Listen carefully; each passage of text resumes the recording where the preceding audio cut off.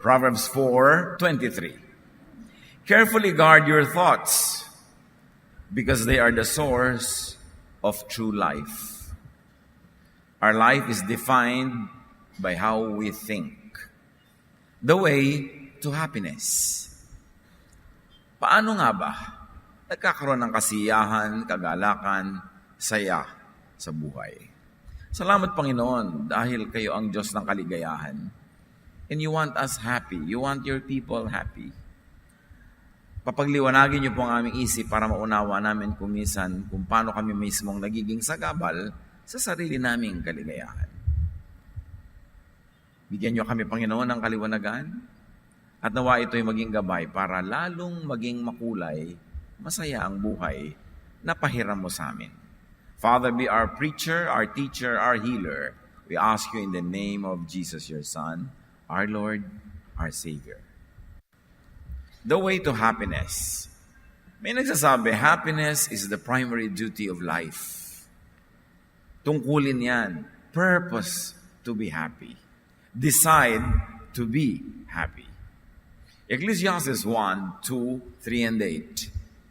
Meaningless, meaningless, says the teacher. Utterly meaningless, everything is meaningless. What do people gain from all their labors, at which they toil under the sun? All things are wearisome, more than one can say.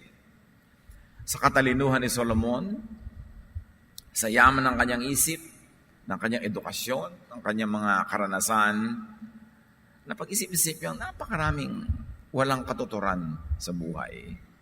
Kaya dapat ma-identify yon at ma-identify din natin kung ano ang may katuturan para doon tayo makapag-focus sa buhay. Because in many instances, life could be so meaningless. Marami pang nagtatanong, ba't ang dami ngayon nagpapakamatay? Ba't uso? Bakit nga ba? When life is the primary duty of life, bakit sariling katawan ay pinapatay? Ano nangyayari sa pag-iisip? Bakit nakakarating sa ganun? Life could be so pleasureless. In fact, life could be so lifeless. And in many cases, at least at some time in their lives, life could be so unhappy. Pero hindi naman ito ang intensyon ng Diyos para sa atin. What are the several ways to happiness? To be very basic and primitive about happiness, good appetite at the dining table is fundamental to happiness. Good appetite at the dining table is a foundation of good appetite in life and for life. Kaya nga ang tawag dyan, basic need. Basic, fundamental. It's very important. You cannot get by without it. Make it a point na may gana kayong kumain sa buhay. Hindi yung kumakain ka lang para ka mabusog at hindi ka mamatay. Dapat yung pagkain ay espesyal, kahit hindi mahal. Yung preparasyon, yung paraan ng pagkain. Ecclesiastes 5:18, what is the best thing to do in the short life that God has given us? I think we should enjoy eating, drinking, and working hard. That is what God intends for us to do. Kaya nalikha ng Diyos yung digestive system para lagyan mo ng ida-digest. Kaya nilikha niya ang mga needs na ito at merong pleasure in filling those kind of needs. Sabi niya, ito ang intensyon ng Diyos. So, dapat enjoy ka pag kumakain, hindi lang basta makakain at makaraos.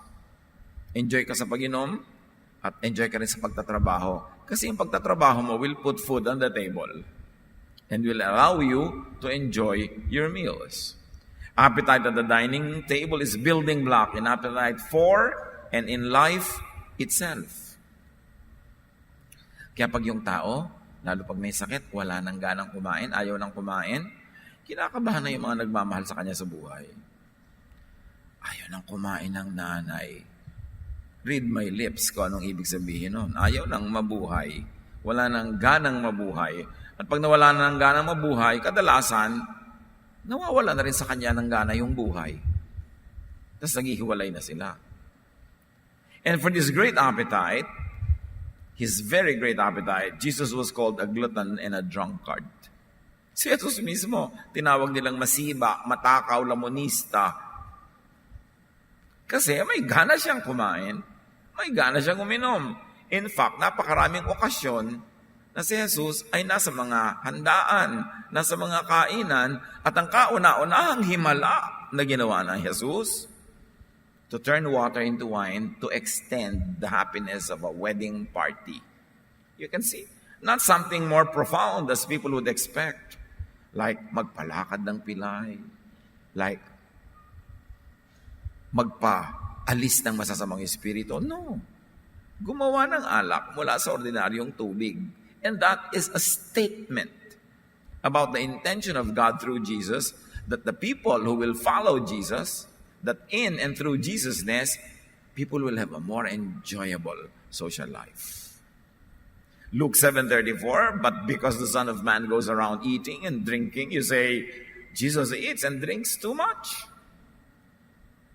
Yun ang comment ng mga critics sa kanya. Obviously, it was one of the more visible attributes of his life. That siya yung tinatawag na au bon vivant. May gana sa buhay.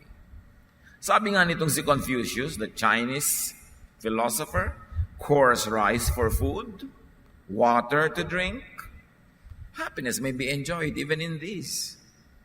Kahit na mamurahing bigas, kahit na simpleng tubig, merong kang mahuhugot na kaligayahan dyan kung marunong kang humugot. Very important, brothers and sisters, never argue in front of food. Huwag kayong maghahain tapos kayo magbabangayan sa dining table. There's one thing sure, wawalan kayo lahat ng ganang kumain. Sayang ang food. There will be laws of appetite. Yan ang mga dapat hindi ginagawa sa harap ng pagkain, yung nag-aaway kayo habang kumakain. Kasi pag nag-aaway ang tao, stress siya, naninigas ang kanyang buong katawan, ang digestive system niya hindi magwo-work, so you will have indigestion. At saka napaka-convenient magbatuhan pag may mga plato. So, dapat huwag muna, saka na lang magtalo-talo. Pag nailigpit na ang mga ganyang, mga flying saucer. Yan ang mga literal na mga flying saucer. Another way to happiness, alam naman nating lahat, paalala lang to, review. Rest and sleep. Yung mga taong miserable, mainit ang ulo, hindi masarap kausap, walang gana sa buhay mo, puyat ka, no?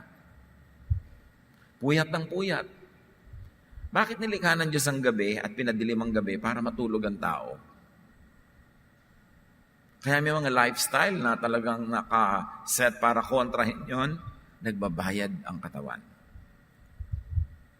Jeremiah 31:25-26, those who feel tired and worn out will find new life and energy, and when they sleep, they will wake up refreshed. Ang daming himala na nagaganap pag tulog ang tao o ang mga nilalang ng Diyos. Pati yung iba. Your body repairs itself, mga balancing happens, lahat ng mga pagpapahinga ng iyong isip, ng iyong puso, and you wake up refreshed. In fact, pagka meron kang problema, hindi mo malaman ang solusyon. Iwan mo lang dyan sa tabi ng kama mo at pagka nahiga ka na, ipagpray mo lang, Lord, reveal to me your answer when I wake up. At marami, nagpapatotoo. Pag gano'n ang prayer nila sa gabi, pagdating ng umaga, all of a sudden, eureka. Biglang malinaw na sa kanila yung dating malabo. Tulog lang ang kailangan. Sa Japan at sa ibang maraming bansa, lumalaki ang benta ng mga sleeping pills at kung ano ng mga relaxant at sari-saring mga therapy. Kasi maraming mga tao hindi mapagkatulog sa dami ng iniisip sa buhay, sa dami ng mga stress. So mga kapatid, invest in sleep. You have to invest time, talent, and treasure sa pagtulog. Kasi ang halaga ng tulog, the quality of your sleep determines the quality of your waking hours. Kung gaano kaganda ang tulog mo, yun ang kokorte sa ikagaganda ng maghapon mong kasunod habang gising ka. So invest in a good sleeping place. Invest in a good bed and good beddings. Kasi kung ino-observe mo ang tama at hindi ka pa sobrang senior, you sleep at least 8 hours a day. 8 hours a day of 24 hours is 1/3 of your life. Kaya dati may advertisements noong 1970s, I want 1/3 of your life. Ang nagsasalita, kama. Tapos yung kama mo, tabi-tabingi, bukol-bukol. Ano namang klaseng quality ng pagtulog yun? Tapos ang mahal ng bag mo, branded. Matutulugan mo ba yung bag? Yung kama, ang gandahan mong investment. Tapos yung iba, kung kailan pa matanda na, may sakit na, tsaka pabibili ng magandang bed na nagfo-fold, tumataas yung mga ulo at paa. Don't call it hospital bed kasi parang ayaw mo tuloy bilhin habang maaga pa. If you have the space and the money, buy that kind of bed. Kung ayaw mong tulugan araw-araw, at least yung mga time na masakit ang ulo mo, doon ka mahiga. Yung mga time na hirapan ka bumangon, doon ka mahiga. Yung may sakit ka, doon ka mahiga. Kasi magpatong-patong ka ng mga una na bukol-bukol, tabi-tabing ito, yung gagalaw ka, nalalaglag yung iba, ayos ka ng ayos. Why don't you buy a nice hospital-style bed? Early.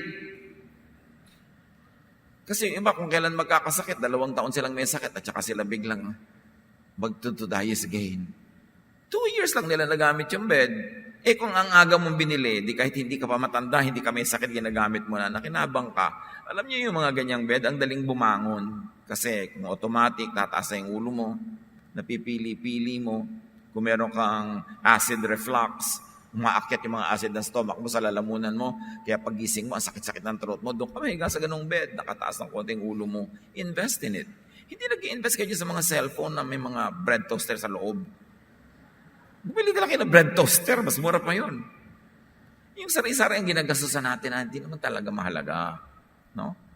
Si Jesus, nag-i-invest siya sa mealtime ng kanyang mga alagad. Mark 6:31, but so many people were coming and going that Jesus and the apostles did not even have a chance to eat. Then Jesus said, let's go to a place where we can be alone and get some rest. Si Jesus yan, ha?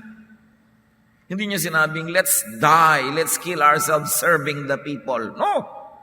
Na-observe niya, hindi na makakain ng maayos yung mga apostles niya, mga disciples niya, mga volunteers niya. Sabi niya, humiwalay muna tayo sa karamihan, pumunta tayo sa tahimik na lugar at makakain tayo ng tahimik. Ganon ang pagpapahalaga ni Jesus sa mealtime. So prioritize and protect your meals, your rest, your relaxation. It is part of worship. When you worship God, you live a lifestyle that is pleasing to God. So kumakain ka, may gusto makipag-usap sa'yo, sabi ng asawa mo, nagwa-worship siya, mamaya ka na bumalik. Para ka makakain ng mahusay. Bakit yung worship ba? Yung program lang na merong kantahan at mga dasalan. Ang buong life natin is a lifestyle of worship. And God wants you to enjoy your meals. So beautify your meals and enjoy your meals. Pagandahin ang hain. Napapaganda naman yan para ganahan ang kakain. Kahit ang kakainin mo lang, 2 danggit. Pero may mga korteng bulaklak pa ng mga kamatis na nakapaligid. Nakakagana yun. Kailangan ganun, hindi pagtingin mo doon sa lalagyan ng ulam, inantok ka na. Kakaantok ang formation ng mga danggit na to. Wala kang gana sa buhay. And brothers and sisters, respect people's meals. Pag kumakain sila, hayaan natin kumain. Doktor, kumakain, hindi ka pa naman namamatay nangingisay, mamaya ka na patingin sa kanya. Diba? Hindi naman life and death yan eh. Kasi kailangan din niyang kumain. Professionals have to eat. Servants of God have to eat. As exemplified by Jesus. Nakapaghintay at pinaghintay nila ang mga lumpo, ang mga pipi, ang mga naalihan naman sa mga espiritu. Picnic muna sila. Gawin niyo yung policy sa buhay. Kung bisan busy kayo sa trabaho, busy ang mga family members, wala ba lang kayong time to have an enjoyable meal together? Not even once a week? Ipinaglalaban yan. So 1 Kings 19, 5-8, si Elijah, gusto nang mamatay. But he recovered strength and stopped wanting to die after he was able to sleep and eat. Gutom lang pala, kaya gusto niyang mamatay. Marami mga tao nga nagpapakamatay because of chemical imbalance lang eh. Yung mga depressed na pinapainom ng doktor nila ng mga medications, Tapos nakalimutan uminom o hindi uminom for whatever, naging sobrang imbalance, tumalon. One of my best friends did that in Germany, a German guy. Na hindi siya nakainom ng kanyang mga medication, meron siyang depression. Because alam niya, yung depression, yung pagpapakamatay, chemical imbalance yan ng katawan. Kaya, kung sobra ka na de-depress, nalulungkot ka, kumain ka, maiiba yan. Magpawis ka. Pumunta ka sa gym, mag-akyat manaog ka ng hagdan, lumabas ka, magbuhat ka ng mga troso, matatagal yung depression mo. Kaya ka na de-depress, nagkukulong kasi sa kwarto Sasara ka pa ng bintana, magpapatugtog ka pa ng kantang ang title ay Tuwing Lulubog ang Araw. May ganun talaga Umuso yun 1965. So ano mangyayari sa'yo? Kailangan lumabas ka. Lagi ako nakakatanggap ng mga message, Tito, nade-depress po ako para wala na akong ganang mabuhay. Nasaan ka ba? Nandito po sa room. Sino kausap mo? Wala po. Lumabas ka. Kaya ka nagkakaganyan-ganyan, paaraw ka. Alam niyo, pag nagpaaraw kayo, sisigla kayo agad. Huwag kayo maniwala sa mga derma na dapat kayo maputla. Mga puting kanlong. Ang puti-puti mo dahil nakakanlong ka lagi. Hayaan mo na magkanda-giba-giba ang kutis mo kung masaya ka naman. Yung naarawan ka, yung pag nakita ka pa, bakit naarawan ito? Mukhang nag-enjoy. Labas ngayon ito si prinsesa na kulay pulbos. Di ba? Nasaan ka? Nasa dilim. Aanin mo yung maganda. Kung natural kang maganda, yung kutis mo, kahit na nagbibilad ka sa araw, ay ganyan pa rin. Okay. Pero huwag kang umiwas sa araw. Inilagay yan ng Diyos para ka mabilad. Sa tamang oras, syempre, kasi marami na ngayong mga cancerous effects ang mga UV lights. Pero sa tamang oras, early morning, ang simple-simple para mawala yung depression. Kumain ka, lumabas ka, magsaya ka, magpawis ka, magpabilad ka, talsik yan. Importante.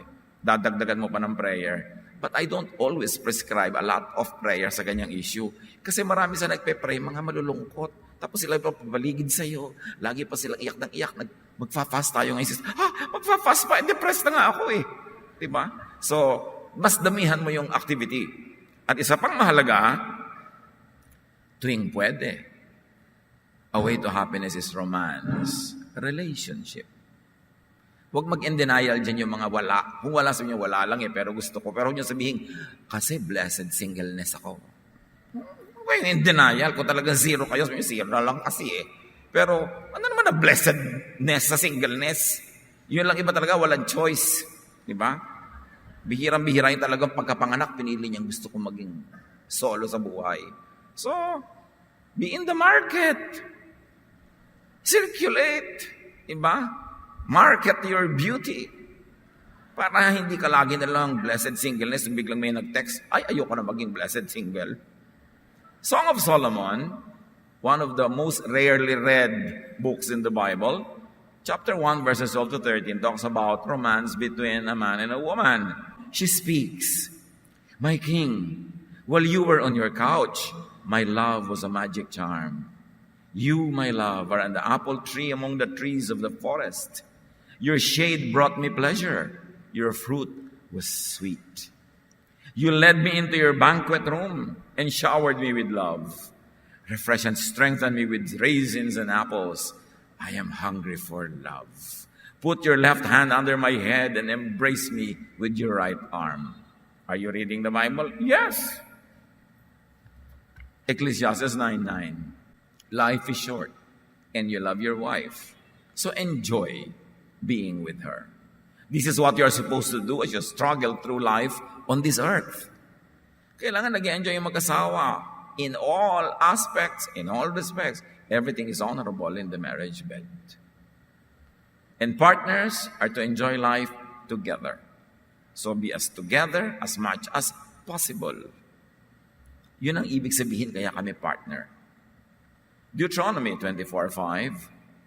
If a man and a woman had been married less than 1 year, he must not be sent off to war or sent away to do forced labor. He must be allowed to stay home for a year and be happy with his wife. Yan ay batas nila noon. Hindi ka pwede ipadala sa giyera. Pag less than 1 year pa lang kayo ng bagong kasal, kailangan isang buong taon kayong nag-uulayaw. Can you imagine that kind of provision? It's a romance leave from the army or from forced labor. 1 Corinthians 7, 3-5, itong si Pablo na talagang mapinaghimasukan lahat ng aspeto ng buhay ng kapwa. Husbands and wives should be fair with each other about having sex. A wife belongs to her husband instead of to herself. And a husband belongs to his wife instead of to himself. So, don't refuse sex to each other unless you agree to not have sex for a little while in order to spend time in prayer. Then Satan will not be able to tempt you because of your lack of self-control. So ang sabi ni Pablo, hoy babae, huwag mong tanggihan ang asawa mo. Anong headache? Diba? O lalaki, anong pagod? Sabi ganon, your body belongs to your wife. Your body belongs to your husband. Of course, this is Paulness. Meron tayong Jesusness na alam, di ba? Yung mga katuruan ni Jesus. This is distinctly Paulness. I mean, Jesus did not talk about these things. It could be situational.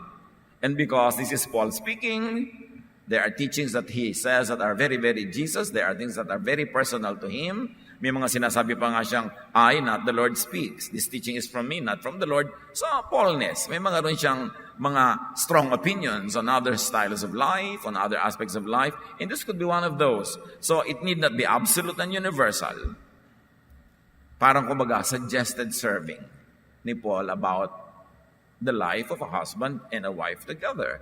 But certainly, there are very valid reasons when you may refuse because of very valid health reasons, even emotional reasons. So yung mga sinasabi ni Paul na ganyan, use it when applicable and when it doesn't go against the love of Jesus in your life.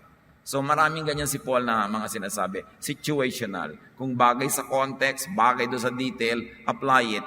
Pero kung mas pangit ang magiging bunga, you need not because this is Paulness. But the essence of what he was saying was, do not demonize the senses.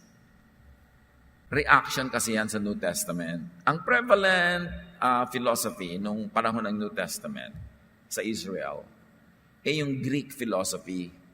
And sa Greek philosophy na uso ng panahon na yon, minamasama nila ang anything carnal, anything physical, anything earthly, worldly. Ang ina-idealize nila yung unseen, yung spirit, yung mga teorya ng mga pagiging pure in the spirit. At nahawa ang even ng culture ng Israel sa ganong klaseng pananaw na lahat ng masarap sa katawan, masarap sa buhay, masarap sa panlasa ay masama. Pero hindi yun ang itinuro ni Jesus. Kaya nga napaka-strong statement ang first miracle niya, paggawa ng wine. Tinatawag siyang glutton and a drunkard, a friend of sinners and tax collectors. Because the Lord was setting people free from that very Greek-influenced ideology na masamang mag-enjoy. Dapat magdusa ka lang at gumanti ka na lang sa langit. Doon ka na lang bumawi. Hindi concept ni Jesus yun. It was a very Greek concept that was embraced even by the people of Israel during the time of Jesus. So another way to happiness is enjoyment of what is at hand.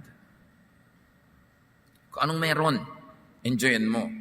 Huwag kang maghanap ng wala. Malulungkot ka lang. Sabi ni Percy Bysshe Shelley, we look before and after and pine for what is not. Our sincerest laughter with some pain is fraught. Kaya daw pag tinignan mo lagi, yung before, wala pa. Yung after, wala na. Malulungkot ka lang. Huwag ka masyadong magdrama-drama about the past. Tapos na yun eh. At huwag ka masyadong concern about the future. Wala pa yun. Yung eto, hawak mo. Ngayon, enjoy it. That's all you have. Yesterday was a negotiated check. Tomorrow is only a promissory note. Only today is called cash. That's all you have today. You don't have tomorrow. You are not sure if you will be there tomorrow. And the past is no longer yours. All you have is now. Pag hindi mo in-enjoy ang now mo, lugi ka. Ecclesiastes 8:15. So I think we should get as much out of life as we possibly can. Then we can make it through this troublesome life that God has given us here on earth. Importante. To add life in your years and to add life in your moments. So in every moment, minimize pain. Kayo ang mag-isip how to minimize pain in every aspect of your life and maximize pleasure. And do not demonize pleasure. Do not glamorize pain. It's not the Jesus way. Ecclesiastes 3:22, we are meant to enjoy our work, and that's the best thing we can do. Pati trabaho. Kung nagdurusa ka at hindi mo talaga gusto yung trabaho, kinakatakutan mo ang tuwing Lunes dahil papasok ka na, find another work. Do something else. But do not waste your life doing something you hate. Doing something you don't enjoy. So enjoy whatever you do. Whenever you do it. And when you have the choice, do what you enjoy. Of course, needless to say, within godly limits. Have what you want. And if you cannot have what you want what you have para ka sumaya. Ecclesiastes 11:8, even if you live to a ripe old age, you should try to enjoy each day, because darkness will come and will last a long time. Siyempre, ang tinutukoy na darkness is death. Sabi niya, mamamatay ka, kaya habang buhay ka, kahit matanda ka na, mag-enjoy ka. Hindi na sabihin, uy, matanda na ako. Ano ngayon kung matanda ka na? Mag-enjoy ka pa rin. Habang buhay ka pa at kaya, mag-enjoy. Don't just count the days. Make the days count. And celebrate and enjoy every moment. Because tomorrow, baka wala ka ng moment. Ito lang ang sure, yung hawak mo ngayon. It is very, very important to purpose, to enjoy. Yung talagang tiyakin mo na gusto kong mag-enjoy ako. Yung pagbangon mo sa umaga, sa mga Lord, with your help, I will enjoy this day. I will find enjoyment in what happens in this day. Hindi ako magpapatalo sa gloom, sa sadness, sa worry. I will find joy. Kakatasin ko kahit bakal para makuha ko ang mga katas ng saya. Ganun dapat ang purpose mo sa buhay. Hindi iba ang kinakatas nila, lungkot eh. Laging humahanap ng lungkot. Humahanap ng ikakalungkot, humahanap ng alalahanin. Kaya miserable tuloy ang buhay.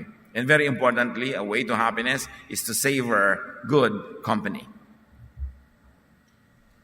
Isang blessing na may kasamang masarap kasama. Kay asawa mo yun, kay anak mo yun, magulang mo, kapatid. Pag masarap kasama, blessing yan. Sabi nga nila, friends, multiply our joy and divide our sorrow. So maganda na meron kang good friend or a few friends. Acts 2:42, yung mga unang Kristiyano noon, they spent their time learning from the apostles, and then they were like family to each other. They also broke bread and prayed together. Kaya gusto ko lahat kayo, member ng sambahay eh. Yung meron kayong maliit na group, during the week, nagkikita-kita kayo doon sa kanya-kanya mga bahay-bahay, kumakain kayo, nagsiselebrate, nagdadalawan sa mga may sakit, damayan, tulungan. Kasi yun ang nagpapasaya sa buhay. Enjoy parties, weddings, banquets, fellowship. This is the example that Jesus gave to us. Tapos maraming mga born-again Christian, dinidemonize yung party, parang masama. Siyempre, depende kung ano gagawin nyo doon. Ba't ka gagawa ng masama? Ang dami namang magagawang mabuti during a party. John 2:1-2. 3 days later, Mary, the mother of Jesus, was at a wedding feast in the village of Cana in Galilee. Jesus and his disciples had also been invited and were there. So mahilig silang umattend sa mga ganyang gawain. At doon sa kwento ng prodigal son, pagbalik niya sa kanyang father, in Luke 15:20-32, the father throws a party. Very important, pati sa mga kwento ni Jesus, heaven is almost always symbolized by a banquet. Isang malaking handaan, kainan. So ask and look for companions. 2 Timothy 4:11, sabi ni Paul, only Luke has stayed with me. Mark can be very helpful to me, so please find him and bring him with you. So si Paul mismo, naghahanap ng mga kasama. Putay nyo dito, gusto ko makasama ito, makasama yon. Kasi talagang mahalaga yon. Events to enjoy people. Yung gumawa ka ng event, alam niyo lalo yung mga kapatid natin na may resources. Meron kayong konting pera, meron kayong lugar, meron kayong garden, meron kayong garahe, meron kayong bahay. umimbento kayo ng mga okasyon para masaya, para maraming tao. And have peace and fulfillment, even and especially in aloneness. Siyempre, hindi naman lagi may tao. Yung mga moment na talagang walang tao, nag-iisa ka, even that you enjoy. Isipin mo na blessing din yon, pahinga mo lang mula sa napakaraming mga pagtitipon, pahinga mo para mag-ipon ng lakas, to collect your thoughts, magbulay-bulay, magmuni-muni. Even aloneness can be and should be enjoyed because it's inevitable. Huwag kayong magreklamo pag nag-iisa kayo, enjoyin nyo. Tapos pag may mga tao na, enjoyin nyo rin. Hindi baligtad. Pag matao, nagreklamo ka. Pag nag-iisa ka, nagreklamo ka rin. Hindi yung buong buhay mo reklamo. And appreciate times of plenty. May mga panahon talaga na, wow, ang dami-daming blessing.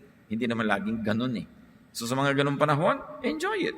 Proverbs 15:6, the house of the righteous contains great treasure. So talagang pag natutuwa ang Panginoon sa iyo, righteous living, the Lord can bless you with a lot of even material things. And remember this, the definition of righteousness, especially through Jesusness, is doing good to others. Yun ang righteousness kay Jesus. Hindi yung mga kung ano-ano mga moral and mga purity laws ni Moses. Righteousness is doing good to others. So yan yung mga righteous. When you do good to people, God can do a lot of good to you as well. Proverbs 10:22, the blessing of the Lord brings wealth, and He adds no trouble to it. So, do not deny, do not depreciate plenty. Yung, wow, sister, yung mayaman ka na yata. Yes, sana madagdagan pa. Hindi yung, hindi naman. Akala mo laging uutangan. Sa bagay, makautangera ka nga, kaya ganon, di ba? Yung, ang ganda ng bahay mo, sister, hindi, ang liit nga eh. Ano ka ba? Appreciate mo yung blessing sa'yo. Ang ganda-ganda mo, sister. Thank you, pinaghirapan ko yan. Hindi yung, wala naman akong ginagawa. Yung pala, 3 oras sa parlor. Pag kami pinupuri, sabihin natin, praise God, thank you. Minsan, ang galing-galing mong kumanta, praise God, thank you. Hindi naman po. Hindi yun pagiging magaling na anak ng Diyos. Sinungaling yun. Yung, pagka pinibless ka ni Lord, pasalamat ka. Uy, umaasenso ka yata. Yes, thank God. Sana tuloy-tuloy pa to. Hindi yung di naman. Yung, saan ba natin nakuha yung ugali na yun na pagka maganda, pinapaliit, no? Pero pag sinabi mong, ang ganda mo, sister, hindi, pangit nga ako. Sabi ng kapausap mo sa bagay, galit ka naman. Kailangan, appreciate. Be happy. Sabi nga nila, chill lang tayo, chill, para masaya. Diba, yung hindi ganun na lagi tayong naghahanap ng reklamo. Ecclesiastes 5:19, suppose you are very rich and able to enjoy everything you own. Then go ahead and enjoy working hard. This is God's gift to you. Napansin nyo lagi yung being rich, having plenty is always associated with working hard. Hindi yung nang didilihensya ka lang kasi kaya ka nagkakaroon. Kailangan paghirapan mo yan at enjoyin mo yan. Do not apologize for having plenty of goods. Bine-bless ka ni Lord eh. Ba't ka mag-apologize? Although huwag mong ipagyabang, huwag mong ipangmata at ipangapi sa kapwa. And mild tip, mild lang to kasi it's not always applicable. Try to not collect and have a lot of things even if you can afford now. Kasi darating ang panahon, lalo pag nagkaedad ka na, mawawalan ka rin ng gana. Tapos hindi mo alam kung kanino mo ipapamana. Ang 3,455 collections mo ng mga elepanteng figurin. Kasi ang dami mong kinolect, lalo nung afford mo pa. Then later on, hindi mo alam kung kanino ipapamana. Alam niyo ang taong maraming koleksyon, maraming pera, maraming kayamanan, pag above 60, naghahanap-hanap na ng mga papamanahan. Sino kaya dito ang masinop? Sino ang mahusay? Sino ang magaling? So, alam niyo na, pag may mga tiyo-tiyo kayo, tiya-tiya na above 60 at mapera, pumlacing-placing na kayo na ang peg nyo, masinop. Di ba? Dahil naghahanap-hanap na yan ng papamanahan. Kahit sa mga anak, tinitingnan, sino kaya sa mga anak ko? Kanino kaya ipapamana ang piano? Kanino kaya ibibigay yung mga ganon? Kasi alam niyo kung anong ibig sabihin lang. Dumarating ang panahon, you also let go. Hindi ka na rin masyado interested. So, mahilig ka mag-collect. Okay lang, pero don't collect too much. Later on, it will become a burden. Don't build too many homes kahit kaya mo. Mapagawa tayo ng vacation house sa ganon, sa ganyan. Para buong buhay, doon lang tayo magbabakasyon. Laki-laki na investment natin, di yun lagi tayong titira. Wala tayong ibang mapupuntahan. Tapos ang dami-daming nakikitira. So problema mo pa, may kumot ba dyan? Meron mapagkain, may plato ba? Pagka may mga nakikitira sa bahay mo, burden. There's a big burden in ownership. Kaya laging papamanahan ka, hindi laging ang saya mo. Kasi burden din yan. Magbabayad ka ng tax taon-taon, magme-maintain ka, pa-repair ka ng pa-repair. Try to not have too much. Sinabi na yan ng Panginoon. Sinabi na yan sa Bible. Happiness is not in the abundance of things. It is your mentality. It is the way you think. It is how you live every day, every moment of your life. Meanwhile, if you have a lot, do not be guilty for enjoying. Binigyan ka ng Panginoon, enjoyin mo. Don't forget to share with others. May pera kayo, ang sarap ng kain yung pamilya sa restaurant. Tanungin mo yung waiter na napakagaling mag-serve. Anong paboritong pagkain ng asawa mo o mga anak mo sa mga menu dito?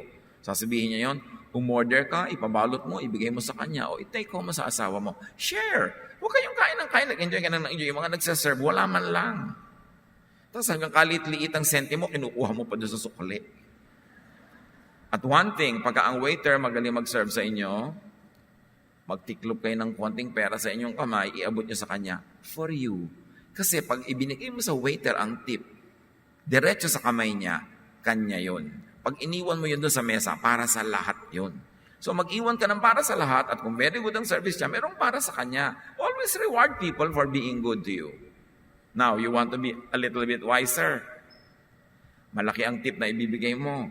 Ibigay mo na pagdating mo pa lang. Huwag mo na hintayin tapos sa kayo mag-servan. Para ang service sa'yo ang ganda.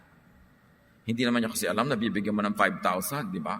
So, kung ano lang yung service sa'yo, tapos 5,000 pala, sabi niya, ay, ang laki naman, sana sinerban ko mabuti. Sana yung nalaglag na kutsara, pinalitan ko. Di ba? Ibibigay mo rin lang pala, di agahan mo na. Para pare-pareho kayong enjoy sa buhay. But all along, always work. Work so you would have surplus goods. Kaya enjoy, kaya marami, kasi maraming paghihirap, pagsisikap. Work not only to survive, work to produce surplus so you have more to give away. And another way to happiness is to learn contentment even in times of want. Kahit sino dumadaan sa mga panahon na medyo kulang, medyo hirap. Kahit sa mga panahon na yon, pag-aralan mo pa rin maging masaya. Because nothing is permanent. Poverty nor wealth, health or sickness, walang permanente. Gumugulong ang buhay, nag-iiba-iba.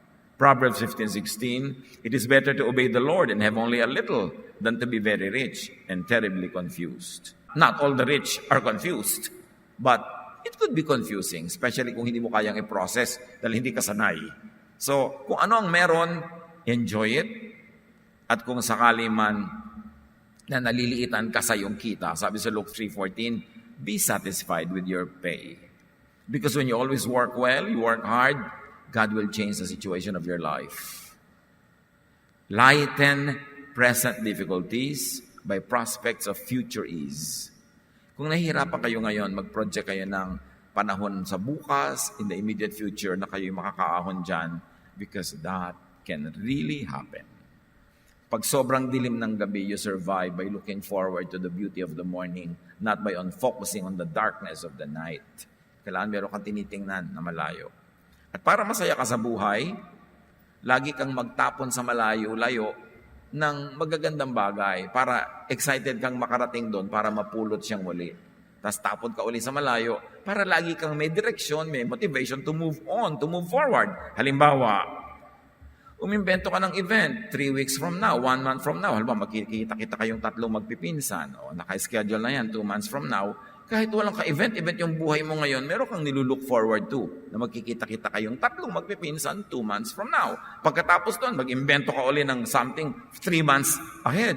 Lagi ka dapat merong tinitingnan sa future para magkaroon ka ng lakas na mag-forward, lumakad ng lumakad. Kasi parang wala naman nangyayari, wala ka tuloy gana, wala kang ine-expect at wala kang inaasahan. 2 Corinthians 4:16-17. We never give up. Our bodies are gradually dying, but we ourselves are being made stronger each day. These little troubles are getting us ready for an eternal glory that will make all our troubles seem like nothing. So yun, magtapon ka rin to the future, magtapon ka sa heaven, magtapon ka sa eternity mo ng mga wealth, ng magagandang gawa, na aantayin mo yung makarating ka doon to enjoy the blessing and the benefit. Do what is headed for rewards, not punishment. Lahat ng ginagawa natin ay may bunga. Ang itinatanim, nagbubunga. Magtanim ka na magtanim ng ang bunga ay reward, hindi punishment. Para habang dumadaan ang araw, humahaba ang panahon, mas excited kang makarating sa future kasi nagtanim ka kahapon ng pang-reward. Pero kung ang itinanim mo pang punishment, nakakatakot talaga yung future. Plant good things and you will harvest good things. Proverbs 4:23, carefully guard your thoughts because they are the source of true life. So, you want to have more happiness, you want to be happy, discipline your mind to think happy thoughts, to think in ways that will bring happiness into your life. Think your way to happiness. It is how you think. It is not how much is in your pocket. It is not who is there or who is not there. It is what is in your mind. If unhappy, change your mindset. Makahalata na lagi kang malungkot, palitan mo ang iyong pag-iisip. Romans 12:2, be transformed by the renewing of your mind. And change your body chemistry as we've already discussed. Kaya mahalaga yung appetite for food and drink. Because our body chemistry shapes our emotions. Talagang yung naaamoy mo, nararamdaman mo, nakakain mo, may effect sa yung emotion. At yung emotion mo ang nagpapasaya o nagpapalungkot. Be the captain of your soul as God enables you and empowers you. Do not waste time in unhappiness. Purpose to be happy, to be happier, and to be an agent of happiness to many people's lives. This is what Jesus wants you to do. This He exemplified in His life, and this He left as commandments, as instructions, that we should love one another because there's a lot of happiness in love. Father, we thank you that you want us happy. Turuan niyo kami maging mapanuri para masuri namin ang paraan ng pag-iisip namin, ang aming habits and lifestyles that cause unhappiness in us and in others. And turuan niyo kami, Lord, to be more open so that we will see opportunities to be happy and seize them and be happy and share this happiness with people. Pagbulay-bulayan natin mga kapatid, purpose to be happier.